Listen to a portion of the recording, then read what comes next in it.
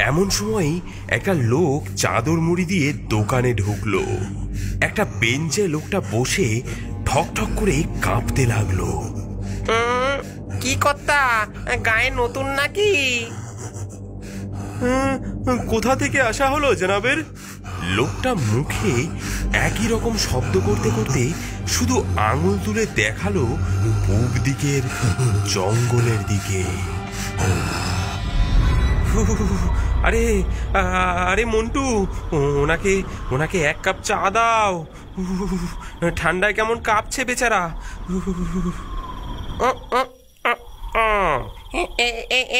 এই নিন বাবু। মন্টু চায়ের কাপটা বাড়িয়ে দিতেই লোকটা চাদর খুলে ফেললো। লোকটার বিভৎস মুখ দেখে সকলে চমকে উঠলো। মন্টু কিছু বোঝার আগেই লোকটা মন্টুর হাত ধরে জোরে কামড় দিল। কামড়ে দিল, ওরে ওরে কামড়ে দিল।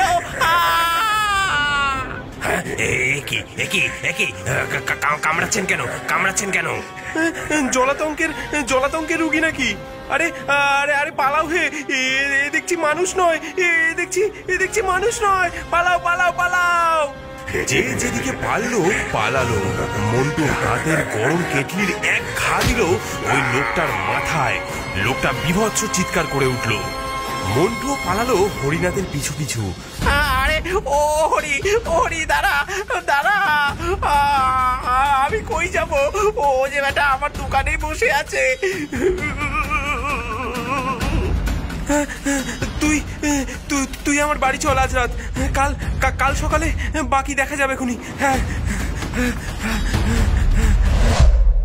পরদিন সকালে গ্রামের সকল লোকজনকে নিয়ে হরিনাথ, করিম ও পরিতোষবাবু চায়ের দোকানে ফিরল। বলি, ও হরিদা, মন্টু কই? ও বেটার কাল রাত থেকে তো দারুণ জ্বর। হাতের ক্ষতই মলম পট্টি করে দিয়েছি, এখন ঘুমাচ্ছে দেখে আর ডাকিনি। সে ভালো করেছেন। এখন ভালো করে চেয়ে দেখুন। ওই দেখুন চায়ের দোকানের সামনে লোকটা যে শুয়ে আছে। সকলে ধীরে ধীরে এগিয়ে গেল সেদিকে। হরিনাথ লোকটার হাতের নাড়ি দেখে বলল, হ্যাঁ, এ যে মরা। তবে এ মরা যেমন তেমন মরা নয় হে। এ যে দেখি বেশ কদিন আগের মরা, গন্ধ ছেড়ে দিয়েছে যে। এ যে কি বললে হরি? কালই তো লোকটা চায়ের দোকানে এলো। এসব কি বলছো কি? সেটাই তো আমি নিজেও বুঝতে পারছি না কিছু।